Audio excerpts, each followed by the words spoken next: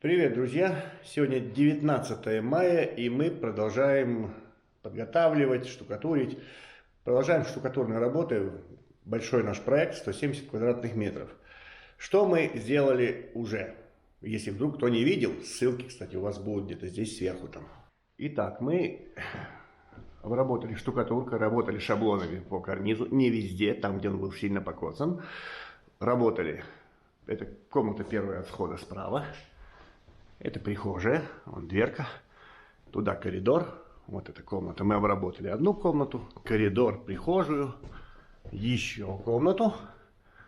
И у нас тут еще кухня, ну еще одна комната, скажем, третья комната. И кусочек, маленький огрызок коридорчика тут у нас есть такой, вот он, тоже обработан. То есть это уже, как бы скажем, это не то чтобы заштукатурено, это обработано штукатуркой как-то. Ну, потому что мы же не полностью штукатурили, мы создавали, восполняли кое-что там, да?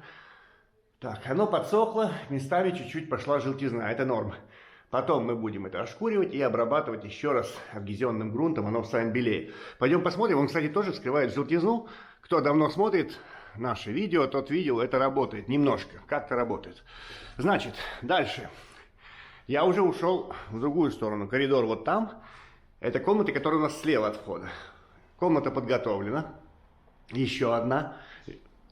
Подготовлена под грунтовку адгезионную Grundierfarbe VP, поскольку здесь TIF грунт ЛКФ есть. Два раза мокрым по мокрому, один к одному с водой. Вот здесь так обработано. Прокрашен там швеллер, нашли он. Прокрасили его грунтом по металлу. Да. Там я чуть-чуть пену поддул туда, там вот такая щель была. Чуть-чуть поддул пену, чтобы туда штукатурка не зашла. Ее там сжимать будет, еще что-то. Я думаю, так будет нормально. Это первая комната. Мы идем, как бы, дошли до конца коридора и идем обратно теперь в сторону входа, но только по левой стороне, да? Да. Здесь мы пока не трогаем, поскольку у нас непонятки с этой вот розеткой, которая будет, не будет, где она ждет нас или не ждет. Вот, здесь пока не трогали, но тут точно надо убрать будет дранку, это в рамках подготовки к штукатурным работам.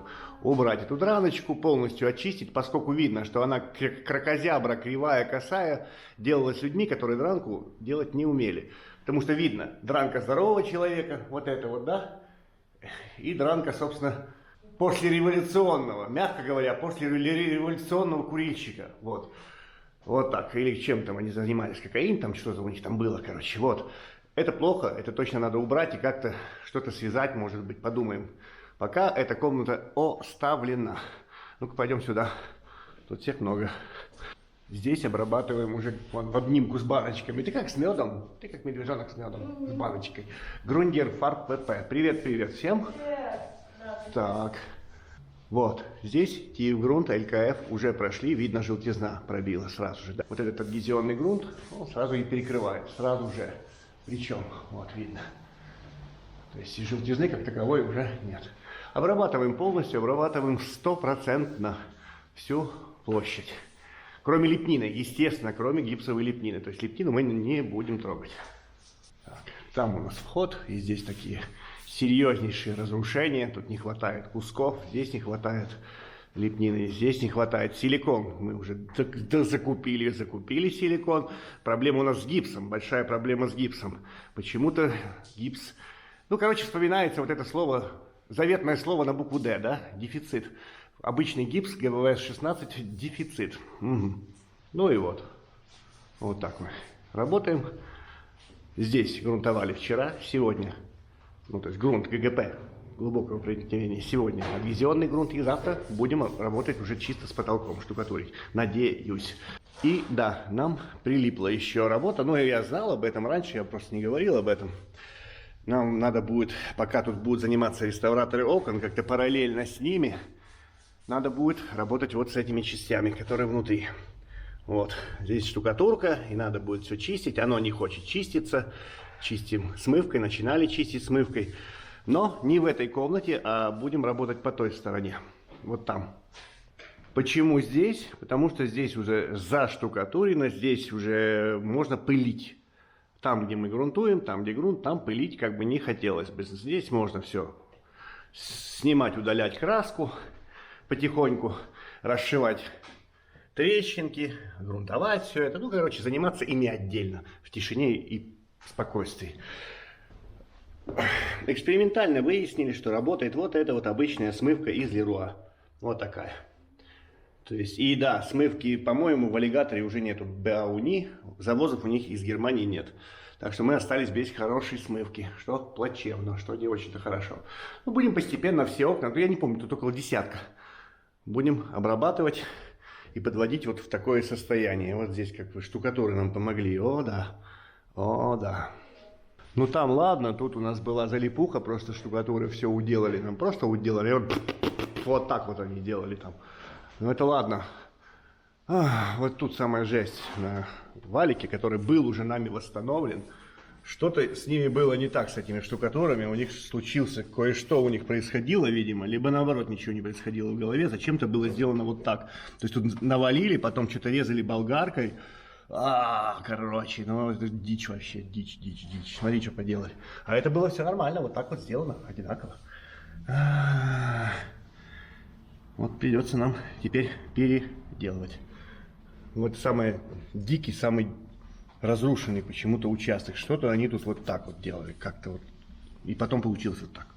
Так, дошли мы туда до трубы. Может, кто не видел или видел, не видел. А ну-ка, я сюда влезу. Ой, пустите, дайте пройти. Во.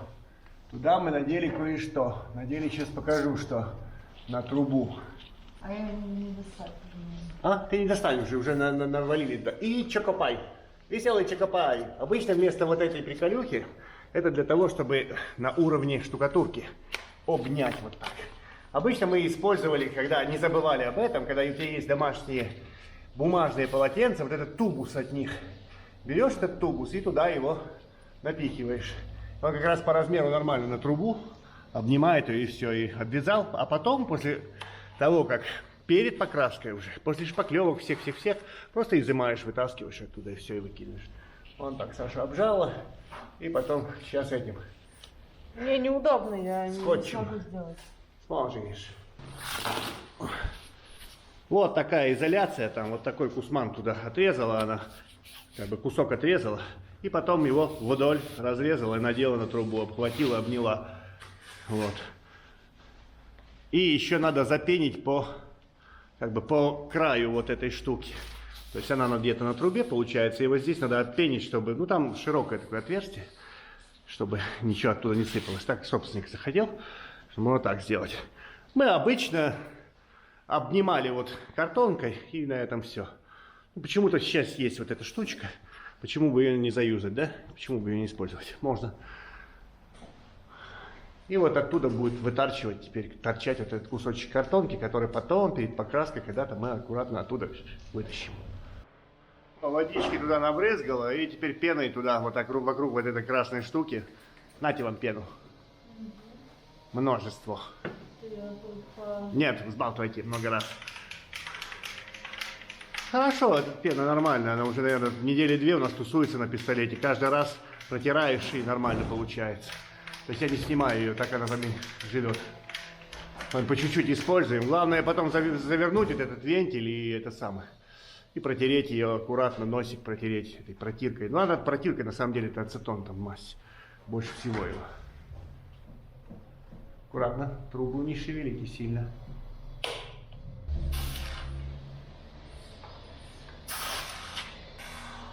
Воу-воу-воу-воу-воу-воу. Все?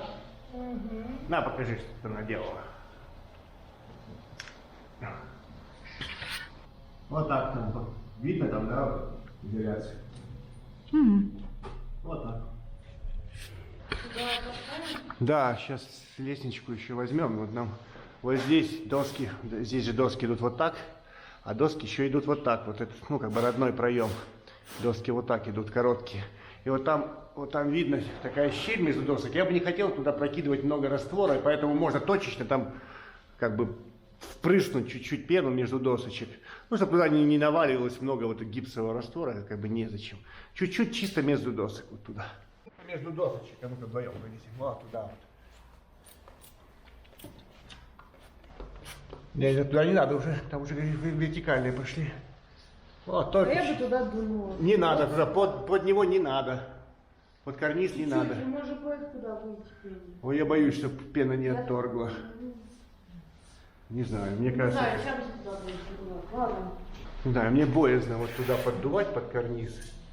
Как бы он чуть-чуть там видна. В одном месте только щель, но мне боязно, потому что если туда попадет пена, она начнет расширяться, она начнет его ломать. Может это сделать. Может не сделать, а может сделать, да. То есть может ничего не произойти, но если поддуть под него, может его и как бы пытаться отвалить. Завалит его? Что? Куда ты лезешь? Тебе прилез. Ты знаешь, сколько у меня подъем? 250 килограмм или 180 у лестницы. Не знаю. 150. Мы вдвоем 150. Норм. Вот так. Скажите, там, что вы наделали? Вот так. Чуть-чуть. Чуть-чуть. Вот, чтобы не это самое, чтобы не это самое. Короче, чтобы туда не наваливать раствор лишний раз. Чисто чуть-чуть поддули. Вот так, местами, где видим такое, там проходим, вот так. Ну, особенно там, где горизонтальные вот доски, там вот есть такие места, куда не надо бы там килограммы раствора, плюс он будет разжиматься, сжиматься, там что-то будет воздействовать на эту доску. Не стоит так делать, наверное. Ну, мы так делаем, по крайней мере. Угу. Вот, на контрасте заканчиваем эту комнатку. На контрасте видно, как раз где вот не сделано, желтизна такая чуть-чуть, да? И вот этот угол уже сделан. Вот здесь кусочек еще не прокрашен. И здесь уже прокрашен, не прокрашен, прогрунтован. Это адгезионный грунт этот. Вот, здесь не сделано, и там, соответственно, везде сделано. И вот дранку мы тоже проходим. Хоть как-то, ну, каждый миллиметр там, ну, там не будешь подлезать под нее, но все равно в целом, ну, это по рекомендации технолога так надо делать. Она, кстати, подъедает хорошо материал, драночка. Потом, когда будет гладкая, уже второй раз, когда-то будем после штукатурки, ошкуривания проходить, потом вообще расход минимальный у этого материала. Грундерфарб ВП, напоминаю, да, делаем сейчас. Вот. Так, ну что, эту комнату мы сделали. Покрыли полностью этим Грундерфарб ВП. Эту пока оставляем. Вот много моментов таких, когда приходится оставлять чисто потом. Вот я вот не знаю, что делать, да, с каким-то моментом. Оставим на потом. И потом эти доделки, как влезут, здравствуйте, ходят тут с баночками все. Тут тоже сделали. Вот. Не делали вот здесь. А ну-ка я выключу этого чувака мигающего. Скажем, мигалкам нет. Короче, вот что. Вот этот участок мы сейчас не трогаем. Поскольку тут будет у нас только низ есть. Ну, я где-то буду показывать ход мысли, потом расскажу, чтобы не нагружать сейчас. Пока этого нет еще. То есть пойдет низ этого карниза. И здесь вот так все опущено. И здесь, и окно опущено. Ой, поэтому тут придется нам что-то как-то делать криво. Самое сложное, кстати, делать криво, красиво. Вот эту вот штуку, низ, скорее всего, придется подгибать. И причем делать штукатуркой как-то вот нужна разметка еще для этих целей. Но пока так. Пока это готово, можно уже работать с основной массой. Вот, тут есть чем поработать. Вот, это отсутствующая падуга такая. Вот, пока можно так делать. Пришел поснимать, как тут мучаются все. А вот что, вот эта смывка, она вонючка реально. Я ее вот не работал. Девочки работали, говорят, ну она что-то берет, то есть она вспучивает местами. А ну-ка, здесь как бы забраться, где она впущена. От нее пустит. Да, а ну-ка, вот так. Вот она вспучивает, но... Только один слой. Один слой какой-то или полслоя, не везде. Здесь новый ремонт, вот на этих окнах, это мы находимся, первая комната правая. Там в той комнате мы только что грунтовали, самая большая с фризом, там где большая утрата на потолке, да. И вот решили здесь поделать, чтобы там не пылить. Короче, чего? Несколько раз надо, 2, 3, 4 раза проходить. Намазал, снял, намазал, снял. Ну, она как-то берет, но запах у нее, я бы не сказал, что она... Короче, нету, БАУНИ сейчас нету. Не везут из Германии, пока ничего не везут. Может, когда-нибудь повезут. Ну, кстати, и да, БАУНИ где-то не брала что-то. Ну, вот видно, там все что-то снялось у нее один раз, то есть все было промазано, она не хотела, просто не хотела. И сейчас еще раз. То есть это второе нанесение. И так будет несколько раз. Раза 3, 4. Даже больше. Вот. Очень весело. Радует только один момент, что в конце концов оно все-таки срабатывает и что можно дочистить до конца. Собственно, здесь так и было сделано. Потому что краска одна и та же. Здесь одна краска как бы вот здесь, внутри. И вот здесь тоже такая же была. Но туда за несколько раз снимали. А что делать? Снять краску надо что-то там делать, обрабатывать надо, штукатурить, грунтовать и так далее. Итак, сегодня 20 мая, и мы начнем работу над этим потолком. Все высохло. У нас вчера мы обработали Grundier Farb VP. Вот. И начнем заделывать штукатуркой. Именно саму потолочную, вот эту плоскую часть. Так, будем мы использовать остатки у нас от стен, от штукатурки стен. Здесь несущая стена, да? Вон там видно кирпич. Осталось около порядка там тонны, не помню точно, ну что-то мешков 30, наверное, штукатурки, Волма, гипсактив. Вот такая. Вот где-то, а ну-ка, дайте посмотреть. Вот так мешок выглядит. То есть это, ну как бы она работает там, где мы уже заделали, везде. Все, что мы прошлись, я трещин снизу не замечаю. То есть прошло уже больше недели, наверное, какого-то растрескивания, ну реально я не вижу. То есть половина у нас как бы сделана квартиры, осталась еще часть. Вот.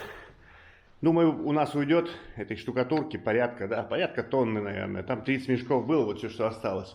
А, и там еще чуть-чуть. Но тут много уйдет, на этот потолок уйдет много.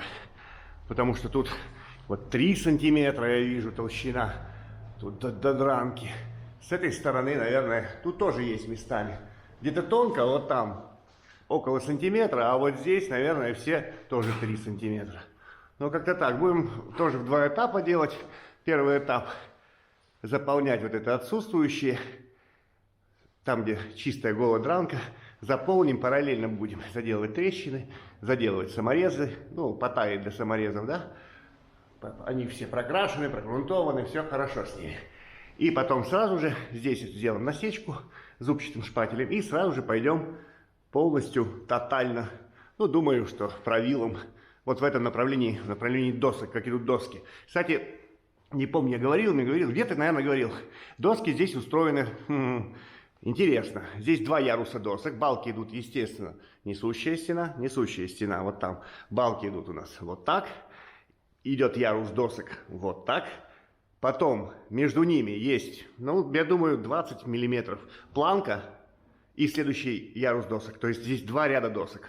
Для звукоизоляции, возможно, так сделано, но это такое существенное удорожание. Везде обычно 1 ряд и достаточно, все, до свидос, сразу идет дранка. Нет, здесь 2 ряда, ярус, 2 слоя.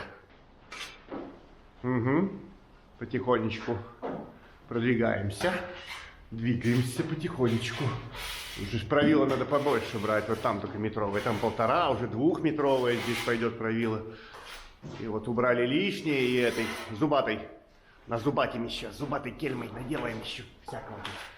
Как раз пока туда дойдем, и можно будет с этой стороны начинать уже прям за этим самым правильцем коротким работать, подравнивая, собственно, всю плоскость потолка хоть как-то. Вот. Место под розетку мы не трогаем. Нет, ну как бы, как оно было, так оно и остается здесь. Оно, собственно, таким и было всегда. Вот. Сюда тоже вот где лепнина. Вот. У нас недостающий вот этот элемент, да, его не хватает этого куска у нас. Вот. И здесь не доходим. Сюда не делаем. Будем уже делать только сам карниз потом. Отдельно карниз, а лепнину на пустое место посадим. Ну, когда отформуем ее, вот тогда и встанет нормально. Да, 2-метровым норм. Да, хорошо, 2 метра нормально как раз вот цепляется и тут, и тут. Хорошо. Так, сейчас вот дошли сюда, это тут как бы здесь сделали, розеточка, вот дошли, где у нас большая утрата. И сейчас вот у нас есть маячок вот здесь, вон слева. Этот кусок штукатурки, мы уже так делали, это временный маяк. То есть, как только мы правилом, а у нас длинное правило, если возьмем, тут надо больше 2 метров, вот так вот отсюда и вот туда. И если мы возьмем такое длинное правило, тут что-то пойдет не так, особенно вот рядом с этим фризом. Поэтому оттуда сюда и отсюда туда и отсюда, от этого временного маяка можно и сюда снять.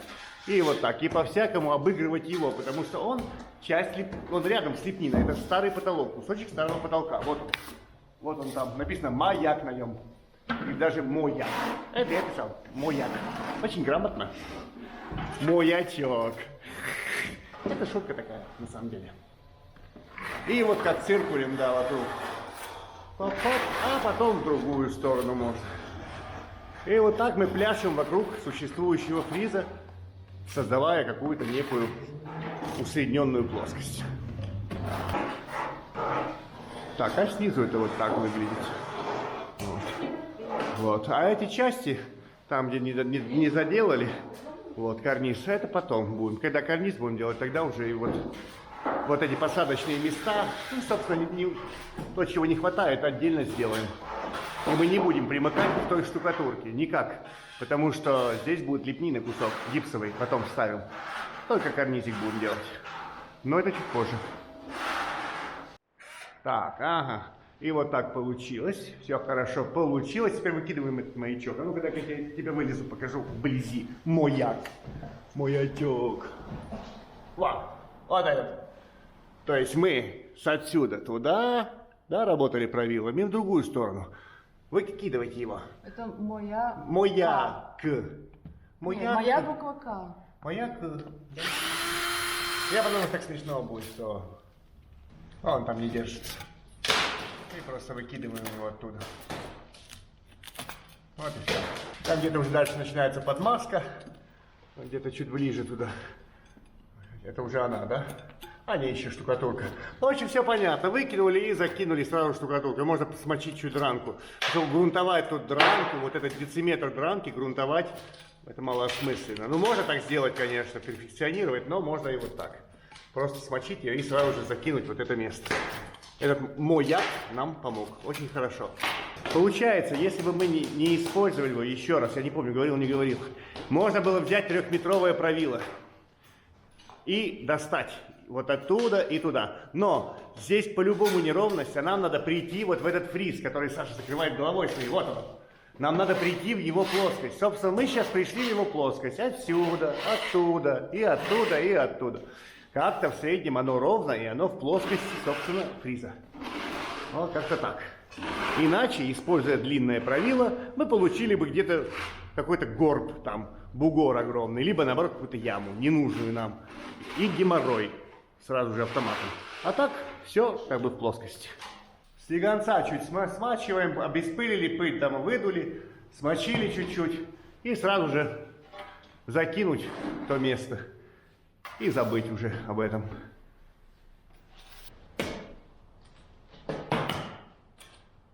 Так, мы закончили этот этап, получается, закрыли дранку.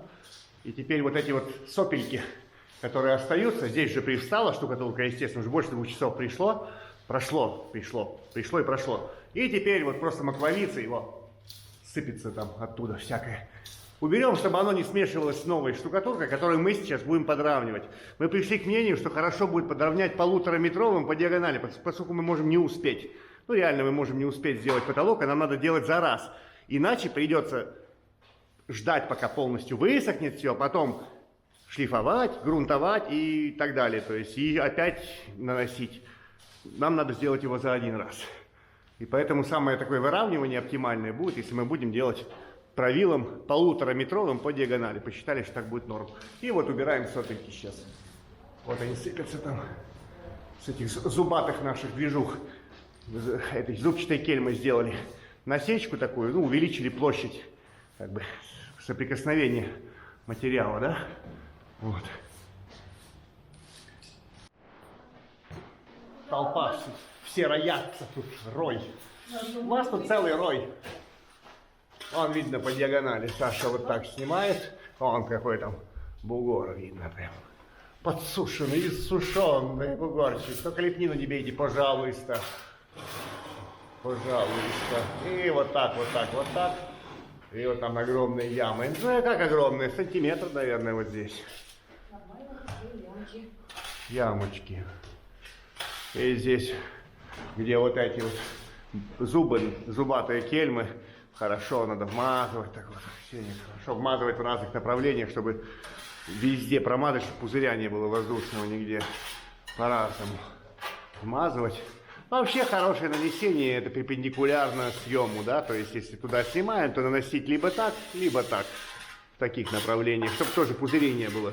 То есть типа раз нанес, потом туда же снимать, можно потащить за собой. Ну, как бы получше вот перпендикулярно надо делать. Ну, вроде бы работает. Ну да, что-то подравнивается, даже неплохо. И мы сделали, прошлись один раз так и решили, у нас есть сейчас еще время, и решили, пойдем все-таки еще по кругу один раз. То есть мы прошли сейчас вот так, вот в таком направлении. Все вот так, по диагонали. Собственно, отсюда как бы вот так загребали. Ну, собственно, Саша, вон видно полосы как идут, да? То есть вот так мы и делали. То есть вот так, в таком направлении. А теперь пойдем перпендикулярно. Теперь пойдем вот в таком направлении. И нанесение при этом меняется. То есть, естественно, мы, снимая вот так, наносили вот так, а теперь, снимая вот так, мы будем наносить вот так. Все понятно, все просто. То есть чуть-чуть вот там, где бугры, подсохло, но эти места надо увлажнять сразу же, потому что там дальше, а потрогай, пожалуйста, вот там, где ты сейчас мажешь, это же мы там начинали, как она себя чувствует? А, вон остаются. Ну, остаются следы, да, от пальца? Ну да, все норм, там сантиметр. Тут тоже сырая, увлажняем просто вот эти вот сухари чуть-чуть. И сейчас еще в таком направлении, а не в таком, нет, вот так, вот так. Сначала так делали, и сейчас вот так вот. В таком направлении пройдемся. На самом деле мы жирно подровняли, прям жирно. То есть это все большие ямы. А пройдем еще так и еще что-то зацепим, наверное. 1,5-метровое правило, да. Потому что здесь, я думаю, до 30 квадратных метров. И вот вокруг розетки мы обошли, чтобы подровнять вот эту плоскость. Именно вокруг розетки, куда мы будем сажать розетку, чтобы... Она же не старая, да? Была бы старая розетка, мы бы подводили потолок к ней. Но так как розетка будет новая здесь, она будет относительно ровная, и мы ее посадим в ровную вот эту вот плоскость. Вот так. Ну, план такой, по крайней мере.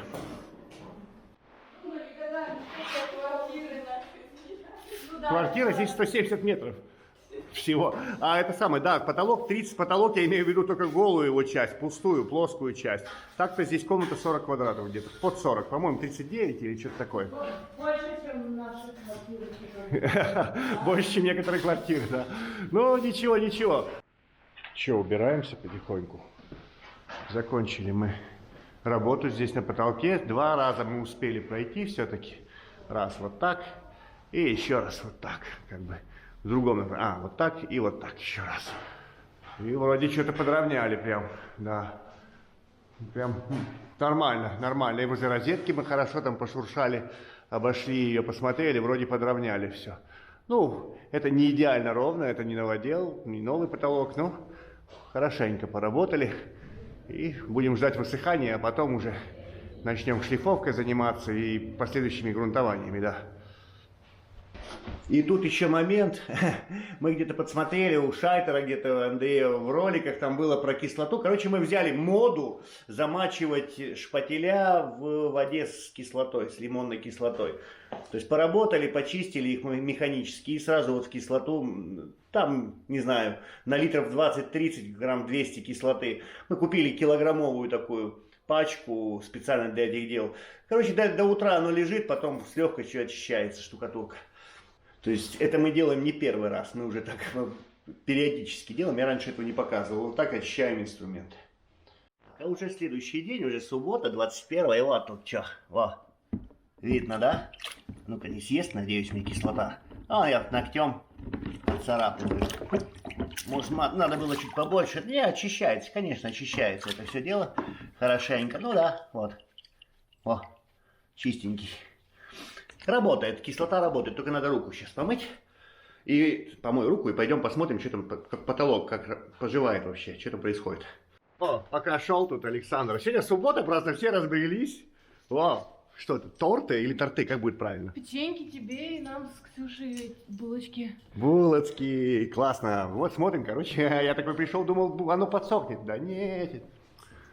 Видно, мокрые пятна довольно-таки. То есть это доборы, вот это все доборы. Оно простояло больше 12 часов. Мы вчера закончили часов, наверное, 9:30 вечера, а сейчас час, наверное. Уже днем мы сползаемся. Ну, суббота, понятное дело. Ну, тут понятно, что мокро, тут водобор такой серьезный, а везде по потолку вот так.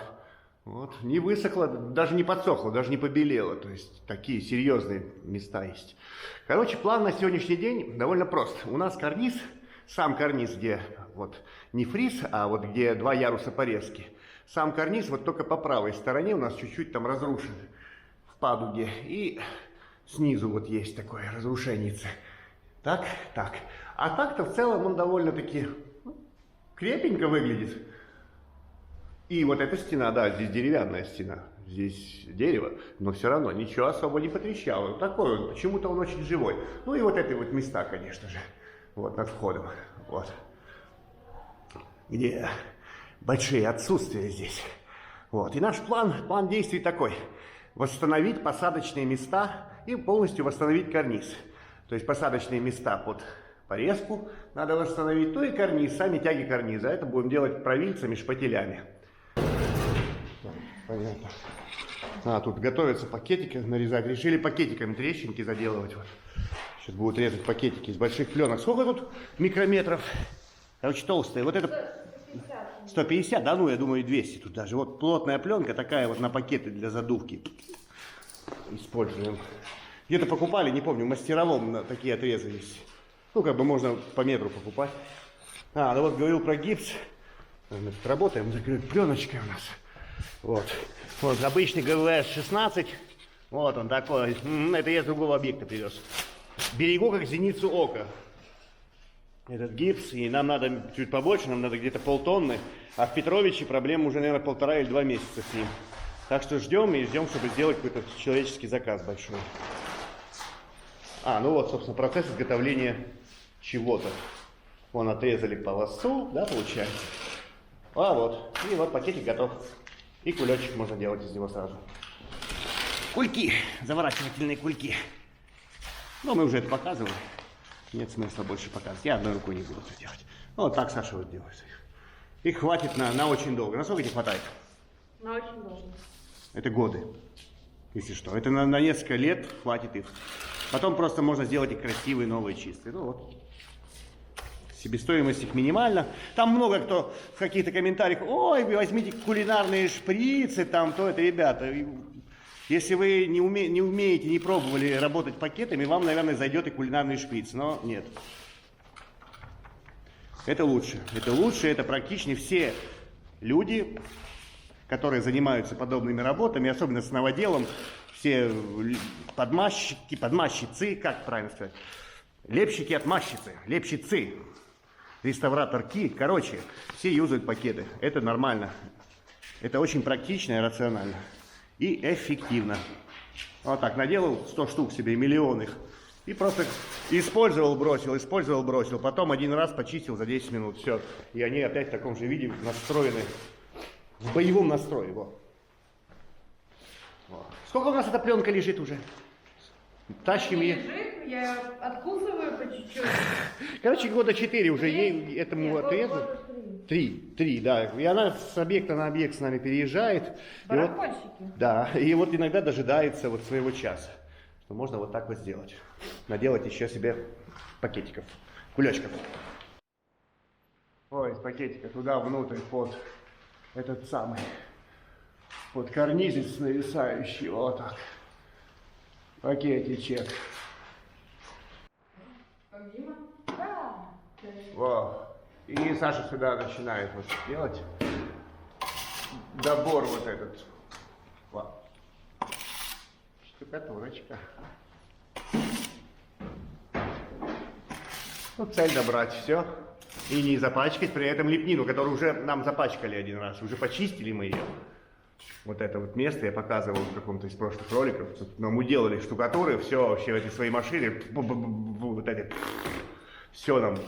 Не дошло им, видимо, ну, им сложно было представить, что можно взять кусок картонки, просто вот так под углом поставить, да, и вдуть своей в этой штукатурной станции, и все было бы чисто. Но им было плевать на нашу лепнину, что, в принципе, не очень-то удивительно. А здесь Ксения поддула чуть-чуть и подмазывает шпателем, чтобы там во все стороны в этой, как бы в этом промежутке, чтобы разошлось. То есть разгоняет там, грусть, тоску, в общем. Вот так. И нормально. Ну так, как-то так это выглядит. Точечное забывание из пакетика. Вот. Колбасные пакетики везде. Колбасные трещины. Вот так. Класс. Получается. Нормально. Тут еще снизу карниза надо будет потом чуть-чуть опустить. Да не, я так для съемки говорю, что надо будет чуть подопустить еще. Мы не касаемся стены, потому что непонятно, кто там что будет делать на стене.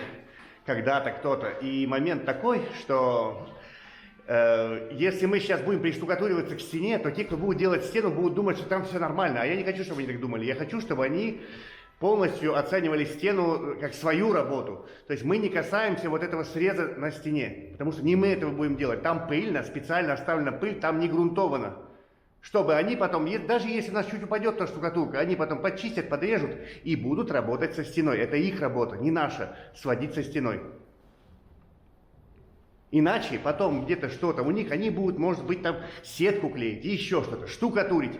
И если мы сейчас делаем это примыкание, а есть такие места, где больше, есть места, где вообще там отсутствие, то они подумают, что это правильно уже все сделано. А я не хочу, чтобы они так думали. Я хочу, чтобы они полностью ответственно отнеслись к примыканию к карнизу. Мы вот так отойдем ниже карниза. Мы так делаем постоянно. То есть наша работа карниз плюс пара сантиметров. Их работа это стена. Поэтому всякие штробки вот старые, не, ребята, это вы сами смотрите, грунтуйте, чем считаете нужным. Хотите там серпянки клейте, сетки, ваша работа, чуваки, работайте, делайте свою работу, правильно организовывайте примыкание. Да. И вот, вот оно. Так это выглядит. Сейчас оно подсохнет, там их много, этих пакетиков нарезано. Уже не очень много? Не, мыть не надо бы, оно бы само подсохло бы. И начистить его, да, и будет чистенько. Подсохнут и отскрести и вновь в бой. Угу. Пакетики. Короче, накинули что-то туда-сюда, понакинули, еще поднакинули, то это. Такое интересное наблюдение. Мы ничего не сделали, ну как бы много, да, кажется, что в рамках всей комнаты, свет включили, только мигающий, в рамках всей комнаты, ну как бы, ну ни о чем вообще, пара трещин, вот снизу тут подделали. Там что-то такие вот эти небольшие участки, там 30-40 сантиметров. Здесь то же самое. Я к чему? На весь этот потолок у нас вчера ушло, чтобы его подровнять, чтобы заполнить вот эти вот пустые места, там где дранка, да, вот это все, то, что сейчас темное, это была дранка. У нас ушло 5 мешков штукатурки, ровно 5 мешков, по 30 килограмм. Сейчас уже ушло 2. Вот 2 мешка просто улетело вот в это вот что-то, кое-что. Я не могу понять расход. Ну реально, и вот такая дилемма, да. Вот спросит меня кто-то, а сколько тебе надо еще штукатурки? Вот как я должен рассчитывать это, да? То есть реально 30 квадратов потолка, все тут подровняли, закинули, 5 мешков. И вот какие-то вот эти вот утраты вроде небольшие, уже 2. А мы еще не закончили. Так, я тут говорил, да, чуть раньше, что мы не доходим до стены, вот оно видно. То есть 2 сантиметра 3 опустились, но не доходим, чтобы они здесь сделали свою работу. Те, кто будет заниматься стеной. То есть, чтобы они знали, что примыкание им надо как бы прогрунтовать и так далее. Это касательно этого участка. Но здесь, где у нас новая штукатурка, у нас на 2 стенках новая штукатурка, фасадная стена. Вот. И вот здесь еще. Вот. Над входом. Тут в комнату. Здесь специально я попросил их, чтобы они не доходили до карниза. Я надеялся, что они так не испачкают или меньше испачкают. И вообще примыкание к карнизу, а оно как бы не везде там была старая стенка, там карниз просто обломан был. Ну, ой, собственно, запнулся. Собственно, как вот здесь, там фактически низа нет никакого. И здесь мы делаем сами. То есть я попросил их не подниматься к карнизу. Они могли бы подняться, но нет. Вот этот, там, ну не знаю, 5, 7, 8 сантиметров, местами 10 они оставили, и мы сейчас сможем нормально, технологично оформить это примыкание. Изначально, когда мы грунтовали все, мы грунтовали нижнюю тягу карниза, везде так делали, собственно, по всей квартире, где вот были, где есть новая штукатурка. И вот тот край снизу, как бы, где вот их стеночка поднималась, мы тоже грунтовали, оформляли лично мы. Это примыкание. чтобы оно было нормально сделано, чтобы я был уверен, там прогрунтовано, все обеспылено предварительно. И вот теперь мы это сводим. Вот. То есть таких, не знаю, нюанс, тонкость, как называть, непонятно. В общем, там, где новая штукатурка, по нашей просьбе была оставлена, пустота, и мы ее сейчас заделываем. Но там, где старая стенка, нет, пожалуйста, сами заделывайте, кто там будет заниматься. Потому что, если мы это сделаем, может что-то пойти не так. Может, им надо будет еще там где-то нарастить, чего-то еще. Либо наоборот что-то рубить. Зачем, чтобы они тут рубили? Пускай сами, пока она дышит чуть-чуть, где-то надо будет отвалить старую штукатурку. Пускай сами занимаются своим участком, если так можно выразиться. Ну что мы такие тут? Да, это была ошибка. Ну как ошибка? Йоу. Короче, 10 часов. Да, как-то сделали. Это как-то сделано. Это не готово. И вот я думал, мы такие бодряком, мы такие. Да что там плевать, там 3 трещинки туда-сюда, хоп-хоп, закинули. А вот. Да, мы не закончили. Не просто не закончили, мы не доделали начатое даже. Вон видно. Не доделано. Осталось-то на самом деле чуть-чуть. Были бы вчетвером, может быть, и сделали бы, но нет. И мы оставляем это на понедельничек. Сегодня суббота, 10 вечера суббота, а мы вот тут вот такие. Мы не очень-то нормальные, наверное. Полупохожи. Вы не похожи на очень нормального человека. В 10 вечера в субботу. Короче, что, это была ошибка, на самом деле это была ошибка, это следует признать, поскольку мы вчера делали потолок, нас было 4, и мы реально закинули, и все пошло, и... Да, что, ну нормальная штукатурка? Нет, это не нормальная штукатурка, это штукатурка хорошая для своего предназначения, для работы по стенам, когда можно навалить десятки квадратов, потом подрезать, туда-сюда работать, но лучше бы это была волмослой в синем мешке. Поскольку она работает 30-40 минут, а это работает 2 часа и 2 часа с копейкой. Ни о чем, она все равно ползет, плывет, пластификатора в ней больше, чем гипса, по ощущению.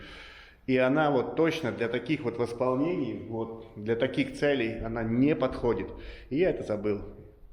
Надо было просто оставить, потом был бы привоз, большой завоз материала, и мы бы заказали бы, сделали бы это эффективно. Это было бы эффективно. Пришли там раз, шлеп, 2-3 подхода, все, оно готово, и пошел дальше. Мы же так не раз делали, а нет. Это такая вот штукатурка, и забыли про это вот свойство. Я забыл, потому что вчера было реально кайфово, то есть сделать много работы, и все такие довольные, веселые. А сегодня не очень-то. Ну, оно хорошо, оно хоть как-то сделано, но теперь мы вынуждены ждать высыхания. Завтра уже нельзя этим, ну, завтра вообще в целом. То, что мы не успели накидывать по мокрому, все, надо ждать высыхания. Будем ждать, когда-то это высохнет, потом подшкурим, подгрунтуем, и еще, может, уже изготовим шаблончики для этого карниза. А он на самом деле такой, изворотливый, но только не так, как бы, прилично, если сказать, этот карниз изворотливый. Короче, он сложный, он реально сложный, там надо будет много сложных шаблончиков, и уже шаблончиками по подшкуренному, по прогрунтованному, по сухому. Уже потом будем когда-то подвосстановим. Массу накинули, тело накинули, основное 98-95%. Ну вот чуть-чуть не хватило. Покажу сейчас вблизи этот карниз. Вот, но я не успел. Саша, вот, она сделала там 2 таких пробела, как бы восполнила, а я все бегал, штукатурку подмешивал постоянно. То еще у нас ушло больше 2 мешков, да, на весь потолок 5 мешков, а на этих 3 вот утраты 2 мешка. Ну и Ксения вот здесь угол сделала, снизу там поработала с этим, там где вот это место под карнизом. Вот так получилось, и вот его сложность какая. Он реально сложный, это реально сложный карниз. Валик, потом гусек, потом еще желобок, потом полка, сюда желобок, поле, опять валик. Еще гусек, еще желобок, еще, реально, тут надо будет штуки 3, а то и 3, наверное, мелко вот этих шаблончика делать, чтобы потом шпаклевать. И вообще отсюда хорошо сейчас видно сохранность. Сохранность прекрасная. То есть это не обработано, это просто прогрунтовано. Сохранность очень хорошая. Ну, не здесь. Вот теперь придется все это шкурить. А дальше я не могу с этим работать, поскольку вот что. Все, оно будет плыть, ползти и пора домой. Ну вот так. Ну, что-то сделали. Хотелось бы больше, хотелось бы лучше, но ошибка. Да, следует признать, иногда ошибки бывают. Она не критичная, но цена этой ошибки — неэффективность. Вот так. 23 сегодня мая, и сейчас Саша одна останется доделывать эту комнату, а Ксении у нас пошли вот сюда. Ну, я же говорил, нам прилипло здесь это самое. Что нам прилипло? Вот это внутреннее, да, в окне, вот это внутреннее пространство, которое вообще не чистится. Вот сколько ты раз уже намазала вот этой дичью? Раз 6-8. А, ну 8, 208. Ну, раза 4 точно. Процентов не знаю, сколько снялось. Мало. Надо хотя бы хоть что-то. Я честно подумали, процентов 40, чтобы осталось этой краски, чтобы можно было типа бетон контактом, не знаю, не идет она смывкой. Может, другую смывку попробовать. Но вроде, ну, опять же, здесь новые были, покраска новая, но вы же сняли уже первые слоя. Да. Да, вы сняли первые слоя. То есть это сейчас старые слоя. То есть оно так теоретически будет по всем окнам идти. Пока непонятно. Чистите, что делать? Хоть как-то, он сейчас... Хочешь попробовать дрелью с этой? Ну, я думаю, будет рвать. Сейчас посмотрим. Скорее всего. Она будет вырывать, скорее всего. И ничего не производить, никакой работы. Да?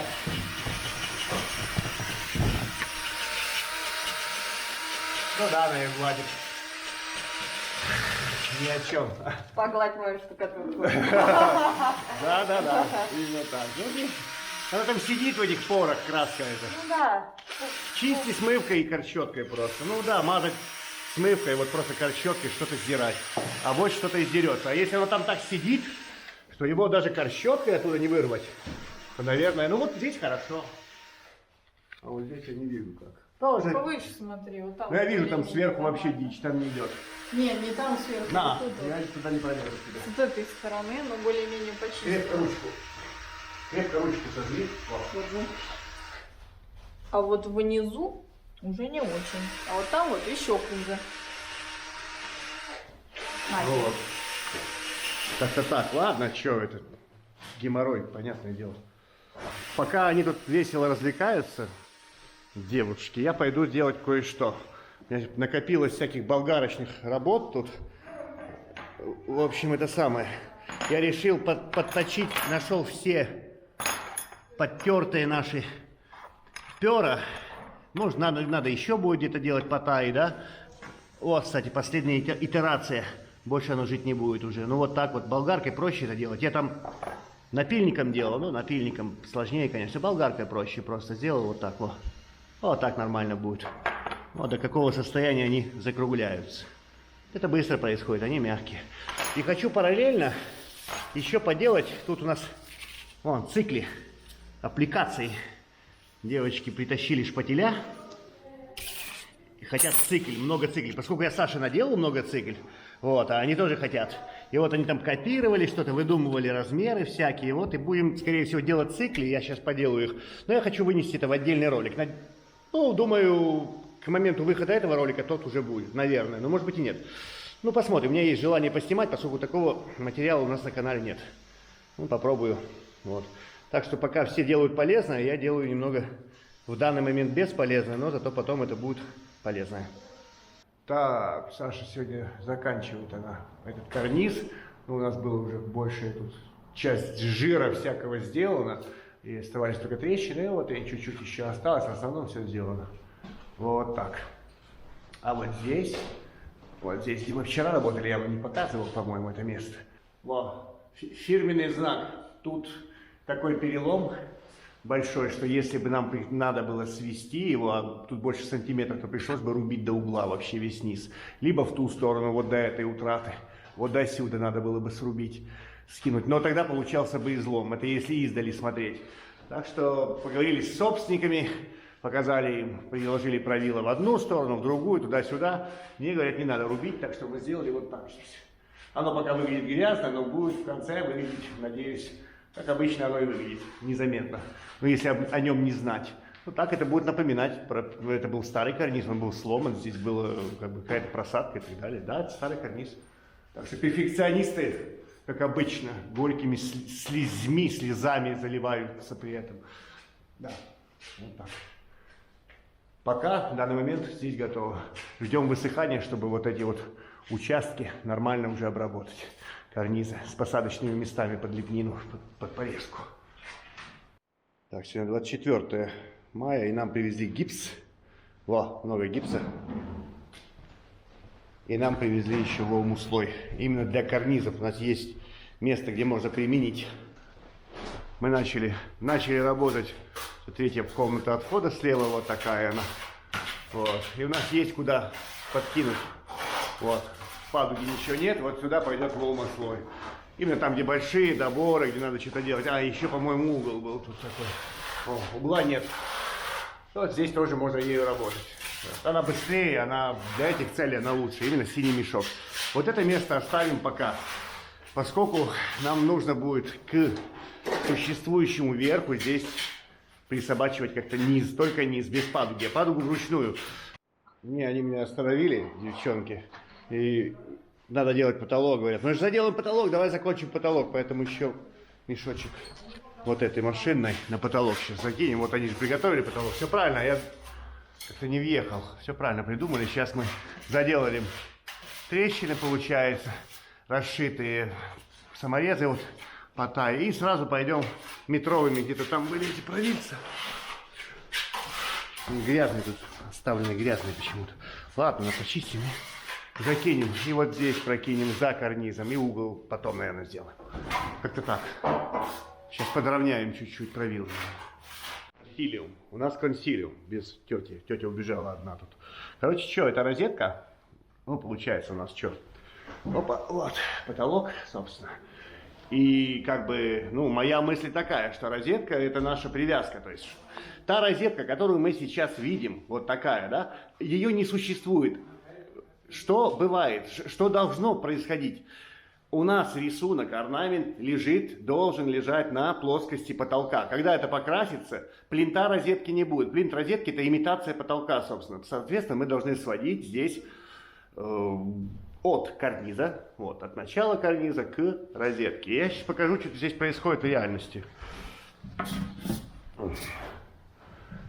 Правило 1,5 метра, вот такое. Эть. Опа. Тут 7 миллиметров где-то. То есть вот мы прикоснулись. Ну, нам не надо прям выходить туда, на карниз, поскольку тут еще сетка, не знаю, не будем мы здесь сетку клеить, тут негде. Значит, чуть поближе, сантиметра 3-4 от карниза. И вот я сейчас лежу на плинте фактически. Вот плинт у меня начинается здесь, розетка. И вот это вот все надо заполнять.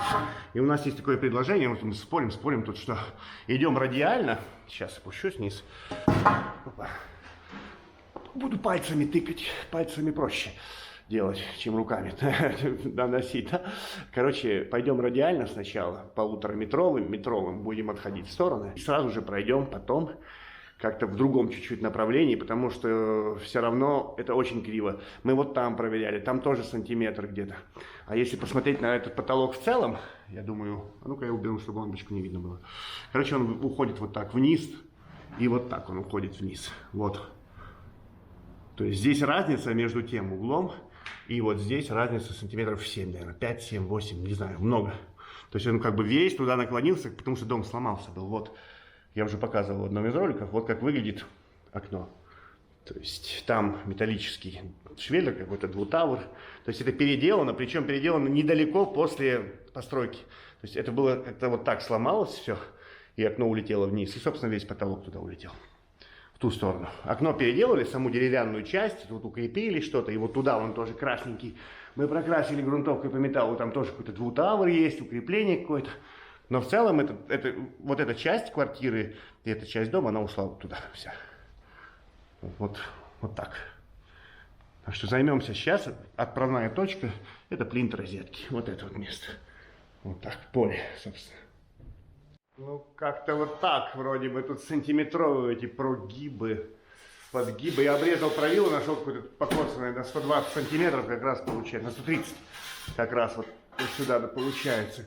И комната, она не квадрат, вот здесь метровое правило пойдет, а туда 130. Она как бы прямоугольничек чуть комната получается. Ну вот, норм. И еще надо, ну там сантиметр, да, там жир. Много, очень много. Ну, это только здесь так. Вот здесь было получше. Я проверял, вот здесь было как бы плоско. Но туда тоже будет опускаться. Как-то переломы будут. Ну, как есть. А вот. Приближаемся к завершению потолка. Толочка. Вот так. Стараемся делать в этом, ну, в радиальном таком движении от центра. И вот как-то так, и вот как-то вот так. Вот в таких направлениях. Ну, видно, подровнялось нормально. Тут много было, там поменьше. Вот, проглядывают эти, так, ну, как бы, бугорки такие светленькие. Нормально, нормально. Уже намного лучше, чем было, наверное. Хотелось бы верить. В смысле, он делает? Да, как-то так. Говорю, развернитесь ко мне передом, чтобы я не снимал неприличные места. Она говорит, я так вот делать не умею. Короче, в чем фишка занятия интересное? Помним, да, здесь у нас опускается вот так, здесь опускается тоже вот так. Но в самом углу. То есть в самый угол у нас имеет вид вот такой. То есть у нас как бы вот так загибается. Вот как бы вот левый угол, он уходит вот так вниз. И поэтому, если мы будем равнять правилом вот это место, как-то равнять, мы очень много накидаем вот в это вот, не знаю, внутреннюю поверхность шара, сегмента шара, или как это назвать. Вот, ну это шар, это сегмент шара, а мы внутри шара находимся. Или как-то и смотрим на его центр. Короче, здесь должен быть прогиб, здесь как это называется? Даже не представляю, что... Четвертная арка, не четвертная. Короче, это арочная такая структура. Вот такой как бы купол или арка, короче. Здесь должна быть вогнутость. Вот такая. Вот так должно быть вогнуто. Вот здесь. И это можно оформить только с помощью более коротких инструментов, чем правило. Иначе, если мы будем добирать, то мы где-то получим ступеньку, либо вообще вылезем на розетку там, в 2-3 сантиметра. Нам до этого делать не надо. Мы будем сохранять этот наклон потолка таким образом, то есть не работая там длинными правилами, а просто подглаживая и немножко вот сглаживая вот в такую структуру. Как бы показать одной рукой. Ну вот так вот делая. Как оно, собственно, и есть у нас наверху. Так, а вот и волмослой. Вот так вот я нанес тут. Саша более сложное место. Ой, останьте к нам передом, Александр, а то вы как-то к нам не очень-то. А вот так вот за раз. А покажи, что получилось у тебя за раз. Вот это для сравнения. Ну, просто покажи, как вот угол за раз получился. Пока не получился, но вот так. Пока коряво. Он плохо сходится. Он в Вот процессе. эта часть ниже, это... Ну, наоборот. Это ниже, это выше. Мне нужно их визуально свести в одно. Ну, еще не промахнуться с... Не промахнуться. Давай. Я хотел сказать, что минут 40. Вот была большая ошибка работать вот тем вот, ну, как бы, материалом для машинного нанесения именно по крупным утратам. Это была ошибка с моей личной стороны. То есть я не придал значения. Ну, плюс у нас не было материала. Короче, одно за одно зацепилось, и вот волмослой хорошо. Ею хорошо вот делать вот такие вот крупные доборы какие-то. Это за раз накинул просто падлу. Там вот так толщина. Закинул, и все. Она медленно встает, прихватывается отлично. И сейчас сразу же, она чуть-чуть прихватится, сразу же можно еще новеньким растворчиком все подгладить, все классно, кайфово. И в углу также, вот там, где Саша работает, все то же самое, также можно сделать. А эта штука, которая машина нанесения, вот ею хорошо по потолочку пройтись, именно по ровному, по плоскому, вот прекрасно тоже получается. Она позволяет себя тянуть туда-сюда, а вот синий мешок, она быстрее встает, ну, которая для ручного нанесения. Вот такой вот этот синий мешок. Там кто-то писал из подписчиков, что пользуется для потолка, для выравнивания. Лучше брать что-то машинное, наверное. Никак нет, я ничего не рекомендую. Просто мы работали, это не первый раз мы работаем для машинного нанесения. Knauf MP75. Тоже хорошо, тоже тянется. Но вот для восстановления каких-то крупных утрат именно в карнизе, где надо посидеть, что-то повылизывать, пооблизывать, поделать, это получше будет. И почему Волма, а не Ротбанд? Я уже говорил в роликах раньше это. Она легче ошкуривается. Намного легче ошкуривается, чем Ротбанд штукатурка. Время работы, нанесение плюс-минус похоже, но ошкуривание и последующая обработка в сухом уже виде после высыхания намного легче. Вот это вот Волма. Да, возможно, не стоило даже сегодня начинать, но все равно же начали и начали. Поэтому оставляем на завтра эту работу. По минимуму мы влезли везде. Саша таки доделала угол почти, остается только подшкурить его. Вот. И такой момент, что, чтобы продолжать завтра, обычно я стараюсь так завершать, чтобы вот там где-то, например, трещина, я уголком снимаю с трещины где-то, чтобы подсохло до завтра, что можно было чуть-чуть как бы свести. На плоскостях разрывать, я считаю, не надо. То есть сегодня-завтра работает. Это не технологично. Абсолютно не технологично. Поэтому какую-то большую утрату сделал и норм. А завтра можно продолжать где-то в другом месте работать. Пока там пауза, там не трогаем, у нас еще нет деталей, изготовленных на низ. Оставим. Завтра вернемся сюда и, наверное, что-то здесь доделаем. Карниз. Доделаем карниз, наверное, скорее всего. 25 сегодня мая. Здесь не подсохло. Ну, тут закрытые окна, может, но здесь и добор был жирный, вот здесь. На потолке. Вот тут где мало было, подсохло. Но опять же, вентиляции как таковой в этой комнате конкретно нет. Ну ладно, Саша экстренно делает нам что? Кое-что. Кое-что. Экстренное приготовление кое-чего. Делает шаблончики, чтобы мы сейчас начнем все вместе падугу закидывать, а пока Саша сделает шаблончики и потом по тягам пройдемся. Вот так. Такой план. Пока такой план. Так. Лома слой, наводим волну и греемся. Греем горбы некоторые. Короче, что я хотел сказать. Это подгон босяцкий подгон для тех, кто внимательно смотрит видео. Друзья мои, перчатки. Сколько ты их носишь? О, месяц, наверное, где-то. Но периодически я их мою. Месяц. Вот, да. А у тебя Я сколько? можешь не спрашивать, я рву быстрее. У тебя быстрее входит, да? Короче, это крутые перчатки, я вам покажу, как они выглядят. Вот так, Dermogrip. High Risk Examination Gloves. Examination для осмотра. Короче, они очень крепкие. Ну реально по неделе, носят по неделе их. Вот так выглядят перчики. Очень крутые, очень крепкие, классные. Это Ксения нам подогнала. Да, они разработаны для врачей, хирургов. И если так случайно можно цепануть скальпелем, то, в принципе, они очень-очень держачие и крепкие. Да, то есть в них можно Вот, шкурить. раз, да, инструмент попадал, у меня все нормально. Да. Не дырявится. То есть работать инструментом, можно в них шкурить и так далее. Это, естественно, не реклама. Это как не реклама? Это рекомендация. Вот такие штуки, я не знаю, сколько их тут, 50 штук, по-моему, да? Да, 50 штук. Я думаю, что пока вы, если параллельно пытаться использовать обычные одноразовые, то тех 500 штук уйдет по сравнению вот с этими. И рука потеет в них? Ну, слушай, привыкаешь. Нет, поначалу будет потеть, но потом привыкаешь раз в час, если снимать там на перекур или еще что-то, то, в принципе, терпимо очень даже. Я Ага. уже привыкла и вообще без них не могу работать. Вот так. Они все, даже вот Ксения, она не работала вообще в перчатках, сейчас у нее не отберешь. У нее ногти, между прочим. Ногти бережем на каточке. Классные перчи, да. Цена была что-то порядка 1500 рублей за 50 штук. Это норм, я считаю. Они в 2 раза дороже, чем обычные одноразовые. А по сроку службы в 10 раз или больше, не знаю. Как-то так. Так, это к чему? Про перчатки. Приехала нам смывка ООО «Менделеев» номер 222, универсальная. То есть у нас внутри, в окне, вот есть часть, это не откос, как бы вот это пространство между двумя рамами, межрамное пространство, как его назвать там правильно будет. У нас здесь БАУНИ не берет. И смывка из Леруа не берет тоже. Попробуем 222-ю. Дрянь это редкостная, это смывка растворительная, она токсичная и все то, что мы любим в общем. Да. Как там было? У нас было столько-то банок такой смывки, столько-то банок такой, но я знал, что рано или поздно мы перейдем на эту дрянь. Да. Вонючка вот эта. Попробуем, как перчатки, будет она разъедать или нет. Я думаю, что да, но у нас еще есть кислотно-щелочные, вот эти черные, КЩС. Так, начали делать кисть из тряпки. Чтобы не мыть кисти, решили затестить. Ксения решила затестить. Вот вам образчик этой самой толуольной зависимости.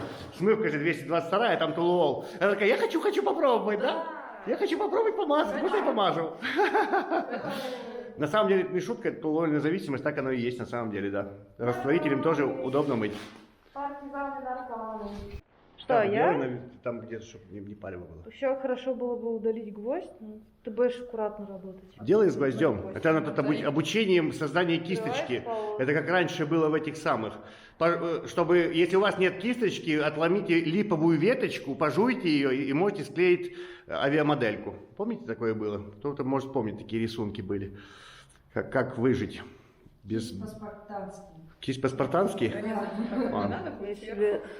Я такие маленькие делала. Кстати, можешь, да, себе даже пушок сделать. Это все делается для того, чтобы не мыть. Вот нам надо сейчас на секундочку попробовать просто мазнуть, чтобы не мыть кисточку, потом растворителем, нормальную кисточку. А может оно что-то не пойдет или еще что-то. Вот такая разовая штучка. У нас был кусочек штапика. И будет теперь кисточка. Кисочка. Кисонька. Вот.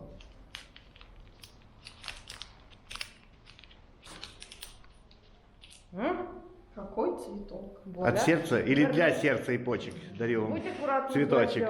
Явно не для почек. Это точно не для почек. Тампонирование. Кстати, да, кто там... Сил моих нет. Да нет, ну там нужно штучку эту добавить. Ну что такое? Сил моих нет Я открывать. очень давно с ней работала, в октябре. Я слишком давно с ней работала. Но ты помнишь про штучки. К сожалению. Чудесный навык. Омерзительная тема вот эта вот. А где мазать будем? Да, хоть где. Там, где не шло. Нигде не шло. В крышку набери. Я не хочу сильно пачкать. Ничего не запачкается.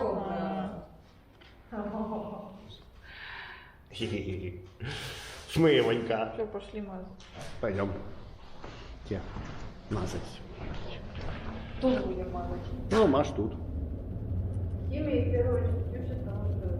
Пожирнее. Да, пожирнее, конечно. Смывку не размазывают, смывку накладывают. Вы там не пищите, вы мешаете мне снимать процесс. Я в другой комнате намажу. Давай еще в одном месте намажем. Только не Пойдем. выйдет. Вот там. Пойдем в другую комнату еще. Вот здесь еще попробуем. Вы кто в перчатках работали, сейчас на ногти попадет тебе и лак смоет весь. Ха-ха-ха, будет смешно. Это же смывка, она лак твой сразу же уделает. А вот мы и узнаем. Уделает, точно. Придется делать новый этот. Блин. Вообще жесть. Так, здесь, говорит, вообще не сходило, здесь вообще жесть. Пробуем везде, по чуть-чуть, по чуть-чуть, по чуть-чуть, как она возьмет. Видно вообще? Не знаю. Наверное, видно как-то. Что-то видно. Вот. Подождем там минут 15, сколько она работает. И потом попробуем счистить. Посмотрели, она вообще, она не так пахнет. То есть они какие-то другие растворители начали добавлять, может быть, какие-то Наверное. органические, непонятные. Да? То есть она не так, она на самом деле такая тварь вонючая раньше была, может потому что толуол. Так что твои ожидания не это самое, толуольные. Не свершились толуольные ожидания, да. Раньше прямо она очень сильно воняла. Да, раньше на внутрянке ей очень плохо было. Ну, потому что она реально вонючка. Ну и опять же у нее поменялась вот это самое, поменялась банка. Раньше они все белые, эти банки были, такие светлые, а вот сейчас, ну я давно ею пользовался. А ты в прошлом году пользовалась что? Тоже белая была? Нет, красная. А, красная уже была банка. Вторая, а, по-моему, 68-я. Ну, не а, вот и есть состав. Органические растворители, загустители, разрыхлители, ускорители. Собственно, вот. Скорее всего, какая-то что-то более слабые какие-то, чем раньше было. Раньше это была ядерная тема, и вот. И смывалась она только с 646-м, и очень хорошо смывалась она именно вершиной. Производитель вершины я всегда рекомендовал всем, и как бы люблю этот растворитель по понятным причинам, да. А здесь органический растворитель. Ну, посмотрим, а вдруг? Ну, типа, она универсальная, 222 это универсальная смывка. Так они просто подписывают ее, вот. И вот. Не в бежевых, не, они были в белых. Короче, вот что смотрю, для наружных и внутренних работ. Раньше, по-любому, они были только для наружных работ. То есть, сейчас даже написано для наружных и внутренних работ. Вот так вот ООО «Менделеев» нам вот такое теперь поставляет. Ну, посмотрим, прикинем. Но мне кажется, она будет хуже работать, чем если бы это было несколько лет назад. Такое мое пока мнение. Посмотрим, а вдруг? Ну, здесь мазали, Сеня там в других местах попробовала. Минут 20 прошло с той поры, как намазали. Ну вот, что-то идет. Ну, не везде, далеко не везде, ну вот. Собственно, да. Почему и да? Нормально. Жалко, вот это Бауни не берет. Вот это вот немецкое. А тут что тогда, как бы за несколько нанесений берет и берет. 10 литров у нас есть, нам, наверное, на сколько-то хватит. Я думаю, что там хватит на все эти откосы. Ну, как-то вот так. Ну да, она их чуть-чуть как бы размягчила. Мне кажется, маловато времени все-таки, минут 20, может чуть больше. Здесь прохладно все равно, не как на улице. Так, а где тут мазано? Вот здесь, что ли? А, ну да. Да, даже 2 слоя. Даже 2 слоя берет, да? Так-то, о, никак, а вот там, где размягчила, ну вот, хлопья. Ну да, работает, работает. Как-то это работает. Это лучше, чем никак. И, кстати, да, она не воняет вообще. То есть они поменяли состав, какие-то другие растворители, и, соответственно, она чуть похуже. Потому что та старая смывка, она бы уже проела это, мне кажется. Вот та, которая была раньше, прям на серьезных растворителях. Ну, это тоже результат какой-то. Ладно, смывки у нас много, и она хоть как-то работает. Я думаю, будет все хорошо. Такое размышление, я думал, разбить на несколько роликов. Ну, почему-то мне это запарно, то есть из-за каждого, извините, пука делать там отдельный ролик. Я и так все выходные провожу за этим, или какую-то большую часть выходных.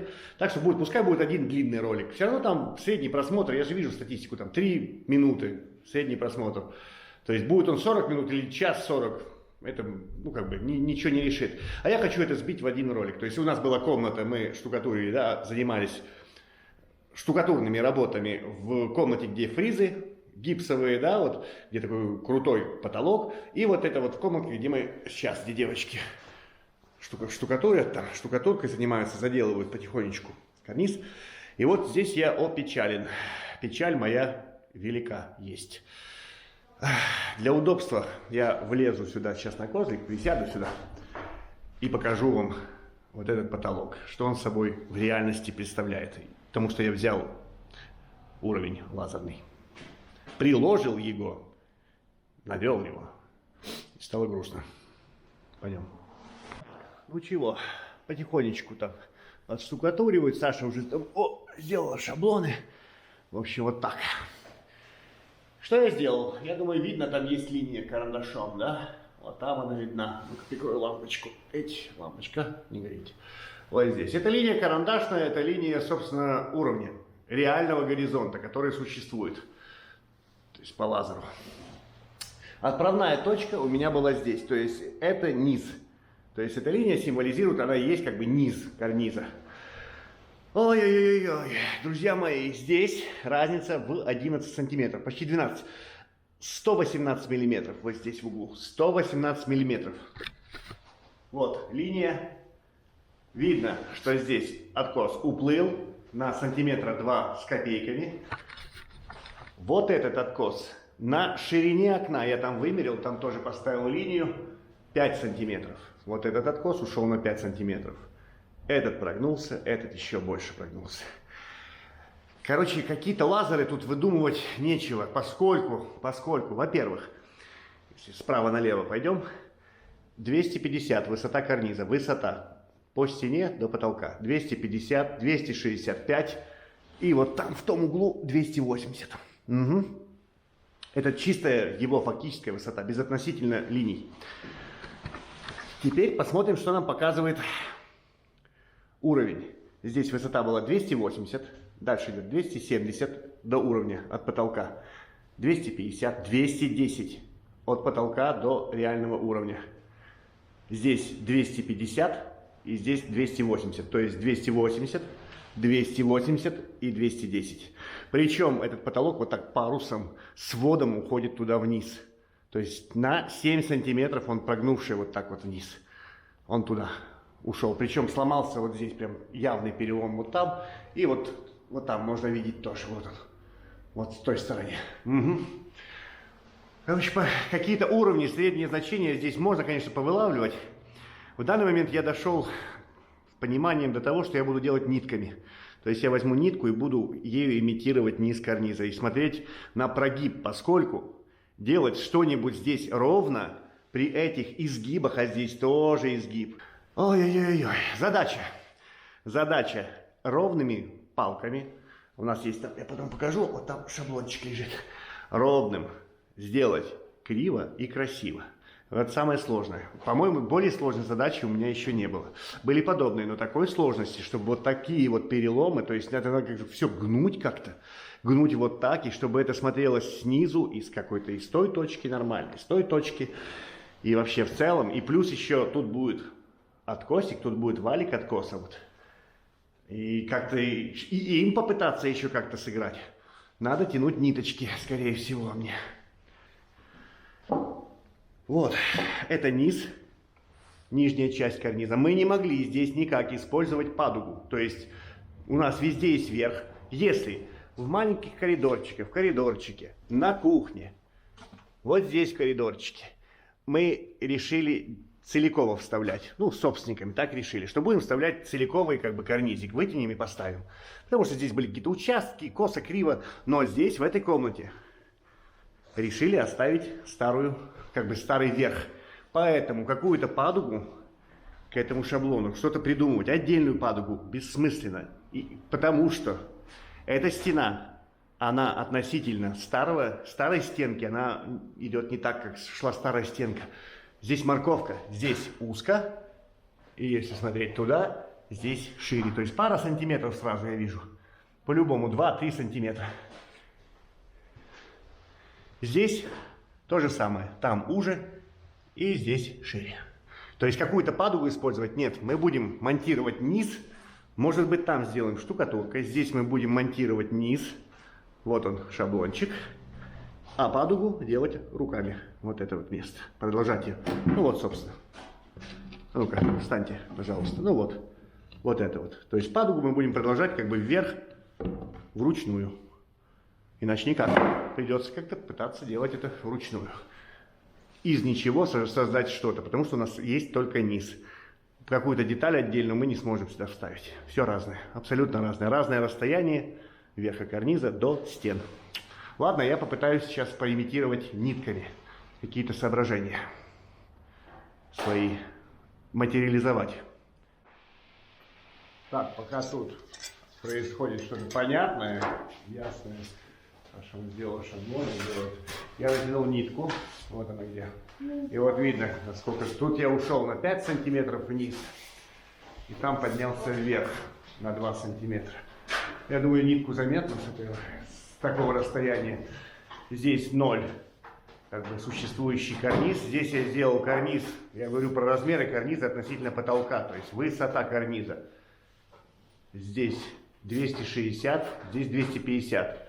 Вот там, в самом целом нормальном месте, вот там 265. Вот здесь, в этой области, там, где вот переломов нет ничего, то есть он как бы не тронутый там. Значит, здесь фактически 250, здесь 260, здесь 260 и здесь 280. Ну, собственно, мы по-другому не можем здесь сойтись. Тут как бы полка, у меня отправная линия, это нижняя полка. Получается 260 в этом углу. И выглядит это вот отсюда вот так теперь. Теперь я буду пытаться, а здесь неудобство на неудобстве. Здесь кирпичная стеночка, вот, и очень тонкая штукатурка. Я вот не знаю, может я попробую как-то все-таки. Я хочу поподнимать саморезами, поимитировать кривизну чуть-чуть. Вот здесь и, наверное, вот здесь, в этом углу. Там же загибается у нас. Да, я вот хочу попробовать имитацию сделать чуть-чуть. И здесь, наверное, тоже. Здесь тоже есть подгибчик такой. То есть, чтобы прямой не было здесь линий. Вот, я сделал эту ниточку. Я надеюсь, вот заметно как-то отсюда, как что там происходит. Сейчас я лампочку прикрою. Меня больше всего этот угол интересует. Я просто приподнимал, вот здесь она была натянута, я приподнимал саморезиками ее. Тут я приподнял на 1,5 сантиметра, наверное. Получается угол как бы опущенный. Вот. С этой стороны и с этой стороны. То есть я как бы угол сейчас опустил. Я это вижу глазами. То есть угол выглядит параллельно чуть-чуть опущенным. Не так сильно, не такой сильный угол. Я имею в виду угол спуска, как у верхней тяги, но у нижней он тоже присутствует. Соответственно, можно сделать здесь ровную, и начиная отсюда, вот здесь начинается естественный перелом, соответственно, с этой точки можно чуть-чуть заломить. Ну, тут 1,5 сантиметра, я думаю, деталь можно будет на 1,5 сантиметра прогнуть в угол. Вот так, чуть-чуть она пойдет как бы плавным изгибом. И с этой стороны то же самое. Вот. То есть не стоит обращать внимание на карандаш, а именно на параллельность. Верхняя часть карниза и нитка. Ну, вот так получается. Сейчас снизу еще покажу и тот угол. А, вот этот угол. Там я дощечки вкручивал, мне некуда там вкручиваться, там штукатурная часть штукатурная ниже. Вот, ну, не знаю, там, наверное, не будет видно нитку. Ну, где-то так же я сделал. Тут по-моему, 7 миллиметров я сделал такой прогибчик на вот этой части. И вот как этот угол сейчас выглядит снизу. То есть вот я прям на уровне глаз поставлю. Ну вот так. Как по мне, стало лучше. Саша говорит, да ну оставь ровно. Не, не хочу ровно. Если такая сложная задача, хочется ее решить, чтобы получилось более-менее. Как бы, чтобы потом после покраски, чтобы мы ушли отсюда, как бы, и, ну, человек пришел и не увидел, что это какое-то новое, ровное, еще что-то, что это какая-то часть чего-то старого. Хотелось бы такой эффект получить здесь. Заканчиваем мы сегодня тусоваться здесь. Саша заканчивает там. Карнизик, все сделали, кроме этого угла. В этот угол не лезем пока, потому что там все равно надо будет вот эту падугу делать как-то. Пока вот этот угол только оставлен. Все остальное у нас сделано. То есть штукатурная работа, кроме вот как здесь, там где будет что-то другая какая-то тема, здесь то, что старое, все сделано. И здесь я содрал краску, какой-то новый ремонт, бла-бла-бла, что-то такое. Я содрал вот там сверху краску и сделал насечку и прогрунтовал. Вот. Чтобы можно было, если что, может завтра есть план, завтра уже заняться какими-то вот вставками этими новодельными, там где не хватает. Возможно, здесь будем работать, а возможно здесь. Здесь тоже приготовили коридорчик, тоже подгрунтовали, подшкурили. Ну и там на кухне у нас еще есть место. Ну пока вот достаточно, хоть как-то, то, что успели сделать. Но самое главное, что комнату закончили, получается. Ну, работать штукатуркой. Еще один переломчик тут у нас образовался. Вот он. Вот здесь маленький. Вот такой тоже переломчик. Ну, по-другому никак. Надо было бы тогда рубить до угла. Нет, это не наши методы, мы так не делаем. Так. 26 мая у нас начинается вот так. Мы начинаем работать над шаблонами, которые уйдут у нас на кухню, там, где ничего не хватало. Это подкладка, сам шаблон вот такой. Там его видно, вот. Это на кухню, в коридоры, и потом малышом займемся. Ну, решили начать с этого. Товарищ пришел, который у нас желает остаться неизвестным, обычным. У нас такой есть товарищ там. И мне очень нравится всегда, вот когда вот так происходит. Это стол, как бы, тут у нас будет работа, а тут у нас и инструменты, там у нас чайники, там у нас чай. Я кайфую от этого. На самом деле так у нас часто происходит, и это очень кайфово. Не знаю почему. То есть можно убрать стол, можно играть, что мы типа такие, пацанчики, у нас мастерская. Нет, это хорошо сделанный рабочий стол. Почему-то это особенно нравится. То есть нет разделения на труд и отдых. Все вместе происходит. Тут работаем, тут же и отдыхаем. Потом будет еще веселее. Тут будет гипс плюхаться со всех сторон. Вот так вот. Да. Очень весело будет. Прям в печеньке. Угу. Изготовили подложечку. Во. Готова наша подложка. Теперь лаком сразу же покрываю. Нам немного протяжек. Протяжек 6 тут надо, по-моему, считали. Лак разбавленный 646-м растворителем. Обычный какой-то Текс 218, 100 лет ему там. Не важно вообще. И теперь покрываю сразу же. Она еще горячая, но ждать мы не будем. Нам не надо тут 200 протяжек делать на одной подложке, что можно сразу.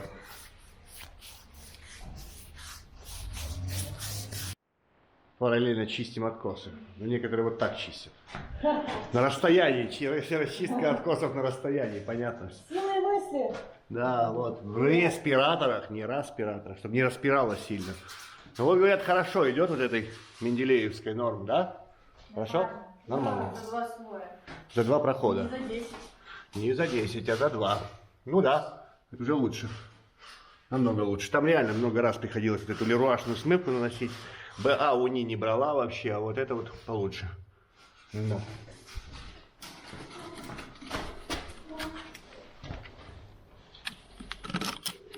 А вот, Ну, чистится. да, отлично. Да, хорошо, нормально. А вот намазано. Ну-ка, попробуй своей рукой. Да, да, хорошая работа. Лучше, чем та. Ту пробовали вообще что-то. Да, лучше, чем из Леруа. Ну, это менделеевская смывка, понятно, что. Но я думал, что она как-то похуже. И похуже в плане работы, и похуже в плане токсичности, нет? Хорошо, это приятный сюрприз на самом деле. Все что-то делают, шуршат, а Саша делает сюда. Шаблончики вот эти маленькие сейчас будет делать. Пока у нас нет готового решения с собственниками какой-то мысли насчет того, что здесь будет, пока мы не трогаем эту комнату, но шаблончики есть смысл приготовить хотя бы даже на шпаклевочке, штукатурочке. Так что Саше еще осталось 2 комнаты. Вот под шаблончики сделать на 2 комнаты, на эту и на вот эту, на большую. Здесь мы сделали шпателями, но шпаклевать надо будет все равно. Наверное, будем их применять. Или не будем, не знаю пока. Ну, пускай пока будут. Пусть и будут такие. Здесь пока пауза. Непонятно. Пропускаем эту комнату, этот потолок. Можно было бы заделать карниз, но потом начнем отрывать дранку. Все это дребезжание, движуха, это не нужно. Когда будет решение полное по розетке здесь, будет она, не будет, какая будет, что будет, вот тогда уже и займемся ею. Этой комнатой конкретно. Так. И у нас готова первая деталь, и пока подготавливаем там место под то, чтобы устанавливать, надо сразу ставить, поскольку она мокрая пока, ее можно хоть чуть согнуть, подломить где-то с какой-то, ну, полегче, чем если она подсохнет. Ну, вот профиль такой у нее, такой вот карнизик. Тут Ксения скребется. Хорошо скребется или плохо скребется? На этом окне так себе. Покажите В тут. общем-то нормально. Можно послойно. Вот А, так да, снимается. послойно только. Ну ничего, уже лучше, чем никак. А, вон где-то зацепило Ну чуть-чуть. где-то да, оно зацепляет и лучше. Ну да. Ну уже хоть что-то, уже движение какое-то. Да, Уже лучше. уже намного лучше. Ну вот. Так, чего сделали за сегодня? Я хотел показать, сейчас покажу основное. Это как будто бы не основное, но на самом деле Саша сделала нам такие липухи. То есть это гипсовые такие места, как бы маяки, чтобы потом... У нас будет здесь маленькая тяга, чтобы была опора. То есть она провилом по гипроку, здесь гипрок выходит. Вот так вот. Вот так получается. То есть они взяли, когда строили стенку, никто же не думал о том, что там будет сверху. Они сделали, 0 у них снизу был, и как она у них по вертикали поднялась, так они ее подняли. Ну, нормально, ладно. В общем, мы сделали, Саша сделала, маяки в эту сторону и маячки в эту сторону. То есть теперь мы сможем ее гнуть, прислонить туда, она будет уже на опоре стоять, и сможем ею работать как-то. Так, это важное дело. Тут еще чего? Почистили много окон еще, говорят, хорошо этой смывкой чистится. Ну как много, как на 3-4, наверное, почистили его. До вот такого состояния, девочки, тут. Все поначистили. И самое главное, что мы сделали, это в кухне мы поставили карнизики. Теперь там есть карнизик. Вот. Саша сразу поддувает немножко его. Вот, теперь он такой. Вот так. Совпали мы здесь в углу, полностью совпали. Там чуть-чуть, может быть, не совпали только в этом углу, поскольку это же цельная деталь. В этом углу, в правом совпали тоже. И мы очень так ломали его, нам приходилось ломать его, гнуть. Я думаю, на камера покажет вам вот это вот. То есть мы повторили потолок. Цели сделать ровно не было. То есть была цель, потому что на потолке там и сантиметр, даже больше, переломы всякие, перегибы.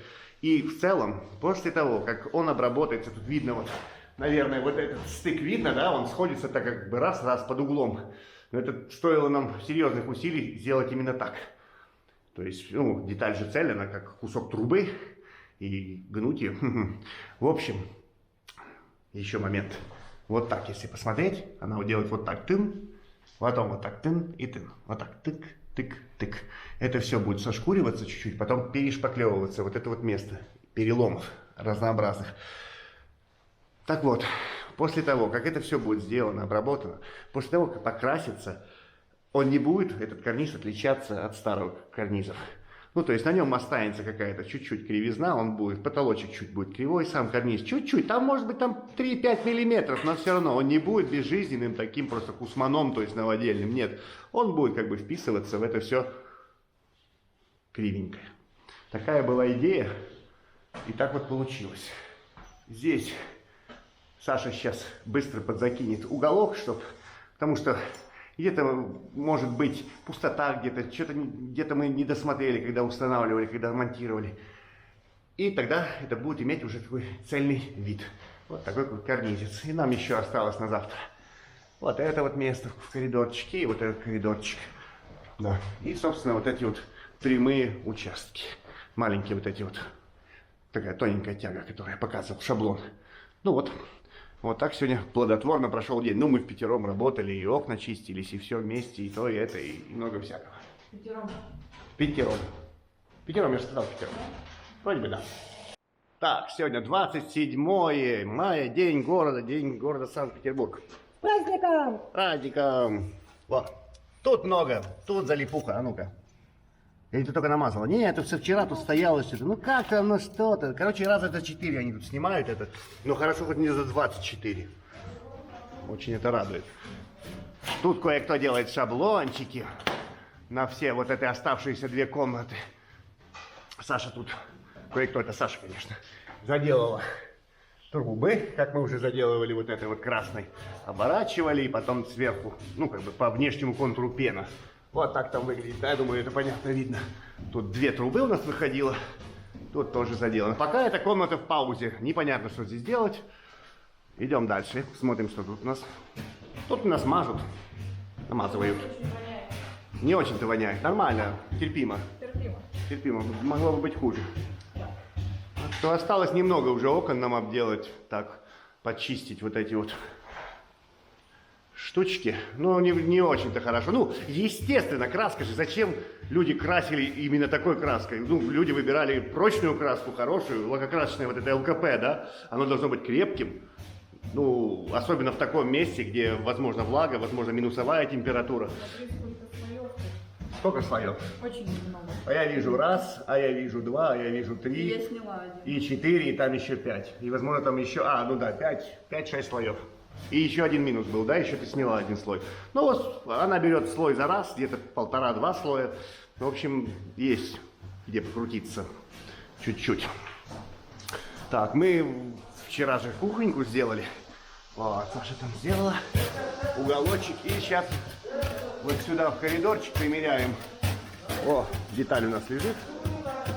Сейчас будем устанавливать детальку туда. Что-то там больше заштукатурили, чем надо. Сейчас аккуратно промоем хотя бы водичкой, уберем оттуда пыль всю. И будем сажать детальку. Сажаем мы на Витанит GS, на силуэт, собственно. Густенько так, и нормально. И ждет нас еще вот этот коридорчик. Малыш нас поджидает. И потом, надеюсь, мы сегодня перейдем уже сюда, где Саша подготовила нам все. Только тяни и устанавливай. Вот. Короче, мы заметили, что вот этот новый гипс, который нам пришел, вот мы полгода назад тянули где-то гипсом, говорят, 16, и он был плох. А этот прям хорошо, он нормально тянется, нормально работает, и вообще в целом как бы он как старь, как он был раньше. То есть он хорош, но правда он подорожал. Сколько стоил полгода назад? 700 рублей где-то, ну может быть, да, где-то в районе, ну это в Петровиче, он стоил 700 рублей полгода назад, сейчас он стоит 1150 рублей. То есть он подорожал реально очень сильно, более чем на 50%. Но опять же, я смотрел, это Петербург, я смотрел, ну, локацию переключал, смотрел, сколько в Москве 950 рублей, в Петербурге 1150. Ну где нужнее, там он и дороже, понятно. Там мы работу доделали, подложечку сорвали.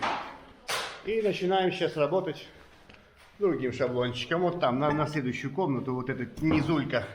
У вас что-то упало, по-моему. Так, а коридор мы сделали вот так, получается. Вот он готов тоже.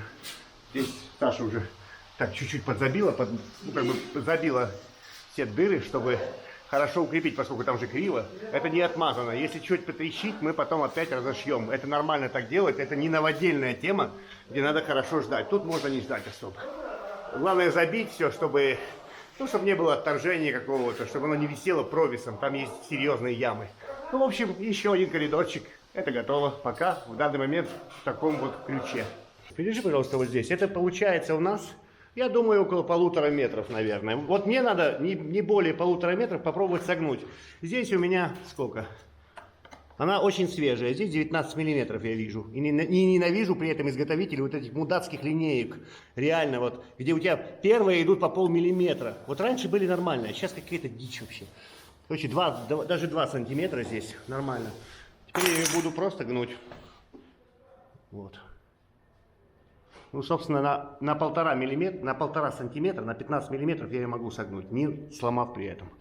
То, что надо. То есть это подтверждает все тезисы, и я думаю, у нас прокатит этот фокус. Вот, оп, и назад, пожалуйста. Вот можно ее вернуть теперь. Вот она ходит и гнется. То, что надо. Так, 31 мая сегодня. И вот что. Вот наша сюда должна была быть розетка, да? Мы ее нашли. Мы нашли ее по фото, туда-сюда. Мы ее купили, нам ее отлили даже.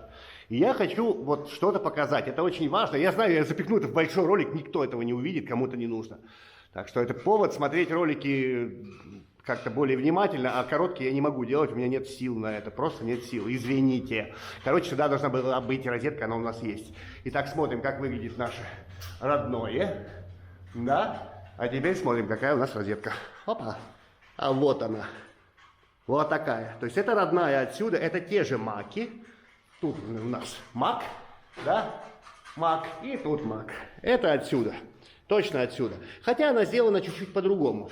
Если посмотреть наверх, перебили, позвонили, сбили с мысли, не помню, о чем говорил, но продолжу все равно. Короче, она была вот такая, как бы лучами вырезана здесь, в старой штукатурке. Может, кто помнит, как это выглядело. Вот, мы тут поштукатурили, кстати, больше поштукатурили, чем надо. Ну ладно, это не суть, вырежем там потом, сколько надо будет. Вот. А она здесь изготовлена как накладная. То есть она как бы просто накладная, чтобы ее накладывать сверху. Ну, как на потолок. Просто приклеивать ее. То есть она накладная, не врезная. У них изготовлена сейчас современная. Да? Я попросил, чтобы ее отлили чуть-чуть тоньше. Она у них идет где-то 12 миллиметров. Возможно, для того, чтобы ее можно было обрезать и вставлять ее в гипрочный потолок. То есть использовать ее как врезную. То есть обрезал вот это вот и вставил ее в потолок. Собственно, 12 миллиметров, там 12,5, по-моему, гипрок. И вот получается наклеить слой, да? Я попросил при заказе, что отлейте нам, пожалуйста, ее чуть-чуть тоньше, чем она у вас есть. Для того, чтобы мы могли вот там на дранке ею как-то сыграть, не прирезать дранку, и чтобы, если надо, сточить ее, поскольку я не знаю там реальных толщин штукатурки. Поэтому чуть-чуть меньше будет норм. Попросили, нам так сделали, большое спасибо им, тем, кто это сделал, мастерской. И там внутри сетка, я попросил обязательно сетку, они говорят, конечно, будет сетка. Ну ладно, есть и есть, слава богу. И теперь, что я хочу показать, это очень важно. Мы тут переплевались, реально. Ну, как, я больше всех, наверное, переплевался, и меня это бесит, эта тема. Она вылизанная. Это не живое, это мертвое. Это мертвая розетка, реально мертвая. Я так считаю, то есть она снята со старой розетки, да, форма. Но она подведена под нынешние продажные реалии, под нынешние, или как-то по-другому, чтобы сказать, под нынешние реалии запроса, спроса. Она похожа на пластик, реально, она пластиковая. Смотрите, пожалуйста, вот так выглядит она. Видите, гладенькая, сладенькая, да? А теперь пойдем наверх. Я специально лестницу поставил. Где? В том углу поставил, забыл уже, где поставил. Еще раз смотрим, как она выглядит. Вот так. Пойдем наверх. А вот она родная. Вот то, с чего, в принципе, она снималась. Я уверен, что там, на потолке, она была такая же. Смотрите, какая она живая. Все, вот такое, оно играет, оно живое. То есть его, если покрасить, оно вьется, оно будет жить. То есть видно, что это делано руками, что это кто-то проводил пальцами и так далее. Вот. Очень хорошо видно, очень хорошо заметно. Оно реально, оно все отличается друг от друга. И куда бы ты ни посмотрел, ты не видишь паттернов, ты не видишь кусков, то есть, что это вот этот кусок, потом он повторяется. Нет, она притягивает себе взгляд вообще. Вот как сделано. Вот, сам цветочек какой. Он вьется, он переливается, он живой, листья какие живые. Да? Вот. Вот такое оно. А теперь смотрим опять на мертвый новодел. Вот он, новодел какой, да? Я считаю, это плохо для восприятия. Это хорошо сделано, это изделие, оно стоит каких-то денег, но мне лично это не нравится. Оно не имеет ничего за собой, кроме, не знаю, кроме труда, который в него вложен, наверное, и все. Вот такие гладенькие, правильные линии. Ой-ой-ой, не знаю. Возможно, собственнику покажем, расскажем, возможно, придется ее состарить. Ну, как бы, может быть, будет какое-то такое желание, чтобы ее подогнать под старое, под реальность. То есть ее, по идее, можно состарить, можно все это сделать не таким гладким, а можно как-то что-то с ним сделать, чтобы оно заиграло, чтобы она начала играть. Поскольку уж очень она пластиковая. Реально, это кусок пластика, хотя это гипс. Вот так. И судя по звуку, мокрый гипс. Да, она недавно отпита, буквально несколько дней назад. Вот на стену мы ее прикручиваем, стена относительно ровная. И это хороший способ сушки деталей. У нас вот там сломалась тяга, пытались изогнуть, не получилось. Она тут может высохнуть, хорошо, ровно сохнет. Вот такой есть способ сушить на ровной стене. Вот теперь у нас будет тут розеточка находиться. Во, настенная розетка получилась. Много саморезиков, саморезики какие там, покажи какие. Я не знаю, там 28, наверное, или какой-то, не знаю, до 30 миллиметров. Ну, их очень много, ничего не произойдет с ней. Она будет висеть. Главное, в гипсовой штукатурке не перекручивать их. И все будет хорошо с ними. Так она и высохнет, причем довольно быстро. И размер ее я померил 97. Я думал 88, она 97. От цветка, до конца цветка. То есть вот поэтому она как бы больше, чем то, что у нас осталось. Вот. Впоследствии высохнет, и вот это все обрежу. Вот ненужное. Ну, вот так вот прям. Уберем, а поле оставим, чтобы она ровненькая была в поле. Я думаю, так будет правильно. Хорошо сделать так. Рабочий день наш подходит к концу. Саша сегодня на эту комнату шаблончиков вот наделала. Вот. Розеточка наша тут висит, сохнет, надеюсь. Пойдем дальше. Дочистили, почти дочистили Ксении окна. Почти дочистили. Вот здесь-то слоя краски такие были. Доложу вам. Да. Жирные такие прям. 7, говорят, слоев местами даже. 7-8 слоев. А вот это вот ждет вот это вот место нас еще. Надо прорезать это все провильцем, аккуратно, наждачкой. Вот это нам штукатуры тут, да, помогли жить. Угу. Вот. Почти, да, дочистили окна. У нас же оконщики работают вовсю, чистят эти самые. Ну, кто будет заниматься, им там надо снимать первую нитку, ставить вот эту. Короче, у них своя движуха, почистили эти подоконники, почистили половину, где-то уже сделали квартиры, эти почистили. Вот. Тут фрамуга была, тут чисто было. Так, и еще мы в этой комнате, где вот делали, да, где я хотел гнуть тяги, нет, не получилось гнуть, вот, сломалась. Мы попытались согнуть, нет, не вышло, сломалась тяга у нас. Обидно, но понятно стало, что... А тут маленький изгиб, тут 7 миллиметров где-то, не получилось. Может, сразу со стола надо было горячую прям ее гнуть, но нет. Решили делать кусками и сделали кусочками. То есть я реально, вот эти кусочки, казалось бы, вот несколько кусочков, я реально почти целый день этим занимался, чтобы их там подогнать, изогнуть. Сейчас я подниму повыше, чтобы стало понятно, как там изогнулось все. Вот такой изгиб получился. Сейчас свет этот будет мешать, а с этой стороны вот так получилось. Вот такой изгиб. Здесь немного, 7 миллиметров, может 8.